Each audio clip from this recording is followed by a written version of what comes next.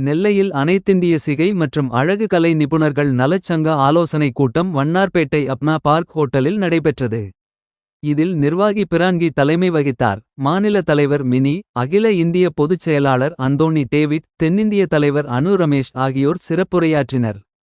இதில் நெல்லை மாவட்ட தலைவராக நாகஜோதி, செயலாளராக ஜோதி கனி, பொருளாளராக பிரியா, துணைத் தலைவராக பர்வீன் பாத்திமா மற்றும் நிர்வாகிகள் தேர்ந்தெடுக்கப்பட்டு பொறுப்பேற்றுக் கொண்டனர். கூட்டத்தில் சிறப்பு விருந்தினர்களாக அதிமுக மாநகர் மாவட்ட செயலாளர் தச்சை என் கணேசராஜா, முன்னாள் எம்எல்ஏ என் மாலைராஜா ஆகியோர் கலந்து கொண்டு வாழ்த்தி பேசினர். கூட்டத்தில் சிகை மற்றும் அழகு கலை நிபுணர்களுக்கு அரசு நல வாரியம் மூலம் நலத்திட்ட உதவிகள் வழங்க வேண்டும். கல்வி, மானியத்துடன் கூடிய கடன், திறன் மேம்பாட்டு பயிற்சி உள்ளிட்டவற்றுக்கு நடவடிக்கைகள் எடுக்க வேண்டும் போன்ற தீர்மானங்கள் நிறைவேற்றப்பட்டன.